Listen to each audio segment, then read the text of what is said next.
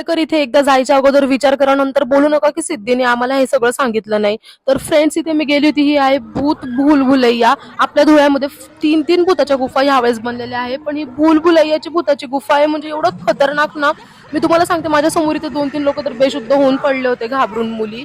एवढं danger feel होता इथे मध्ये गेल्यानंतर. एक तो आवाज, ते लाईट, आणि तो जो भूलभुलैया बनवला होता मधून मधून आम्ही हरून जात होती, कुठं जाऊ कुठे नाही कळत नव्हतं, भूत कुठून कुठून येत होते.